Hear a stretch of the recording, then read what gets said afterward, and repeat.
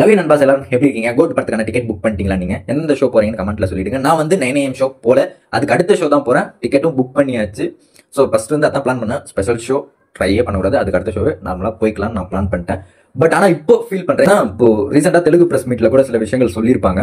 வைபோ இருக்காரு இல்லையா, ட்ரைலர் எல்லாம் 10%ங்க, படம் பாருங்க அப்போ புரியும் அப்படின்னு சொல்லும் போது இல்ல ஐயோ அப்படின்னு தோணுது.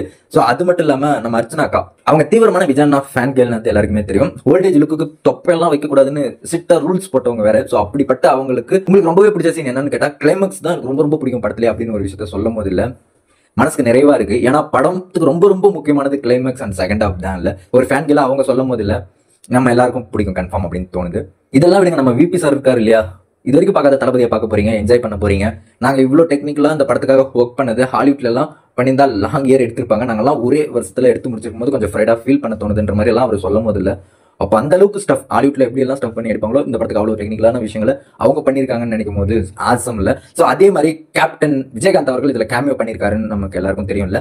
ஸோ அவருடைய லுக் எந்த மாதிரி இருக்கும்னா அவருடைய படமான கேப்டன் பிரபாகரன் படம் இருக்குல்ல, ஸோ அந்த பட டைம்ல அவருடைய லுக் எப்படி இருந்துச்சோ அப்படிதான் அந்த ஒரு படத்துல வரப்போறன்ற ஒரு விஷயத்தையும் விபி அவர்கள் ஷேர் பண்ணிருக்காங்க. இதெல்லாம் போகல பீஜம் நினைச்சு எல்லாருமே பயந்துட்டு இருக்கீங்க. ஏன்னா சாங் அப்படி கொடுத்துட்டாரு, பீஜம் எல்லாம் ஐயோ படத்துக்கு முக்கியமானதாச்சுன்னு எல்லாரும் தயக்கத்துல இருந்துட்டே இருப்பீங்களா. ஆனா நான் அப்ப இருந்தே சொல்லிட்டு இருக்கேன்ல, சாங் எப்படி வேணா இருக்கட்டும், பீஜம் பேசுங்க, செமையா பண்ணுவாருங்க, எனக்கு நம்பிக்கை இருக்கு.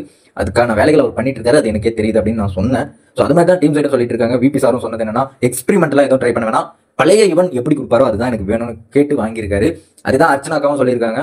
செம்மையா ஒர்க் பண்ணியிருக்காரு. படம் பார்த்ததுக்கு அப்புறம் எல்லாரும் பிஜிஎம் பேசுவாங்க அப்படின்னு சொல்லியிருக்காங்க அவங்களே. ஏன்னா சாங்ஸ் நிறைய பேர் மிக்ஸ்டா சொன்னாங்க, பட் பிஜிஎம் கண்டிப்பா பேசுன்றத அவங்க சொல்லியிருக்காங்க. அதெல்லாம் போகல, படம் வந்து எமோஷனலா சில இடங்கள்ல நல்லாவே ஒர்க் அவுட் ஆயிருக்கான். அதோட இன்னொரு முக்கியமான விஷயம் என்னன்னா 3 விஜய் இருக்காருன்றது ட்ரைலர் பார்க்கும்போதே தெரியுது இல்லையா. அதை ஏன் நான் இப்ப சொல்ல வரேன்னா, படத்துல மோகன் சார் வில்லன், இதை தாண்டி இன்னொரு ஃபெமிலியரான ஃபேஸ் கொண்ட ஒருத்தர் வில்லனா இருக்காரு. பெரிய சஸ்பென்ஸ் பாருங்க அப்படின்னு சொல்லியிருக்காரு. ஸோ அதை கேட்டதுல இருந்து பெரிய எதிர்பார்ப்பு இருக்கு. அப்பதான் எனக்கு ஒரு விஷயம் தோணுச்சு, இந்த டெவில் ஹெல்மெட் போட்டு ட்ரைலர்ல இருக்கும் இல்லையா, ஸோ அந்த ஒரு பர்சன் யாரா இருக்கும், அவர் தான் மெயினா இருக்குமா அப்படின்னு எனக்கு ஒரு தாட் இருந்துட்டே இருக்கு. ஸோ நீங்க என்ன நினைக்கிறீங்கன்னு கமெண்ட்ல சொல்லிடுங்க. அதே மாதிரி விபி சார் செப்டம்பர் 5 சைரோன் அப்படின்னு சொல்லி பெரிய ஒரு எதிர்பார்ப்பை கொடுத்திருக்காரு.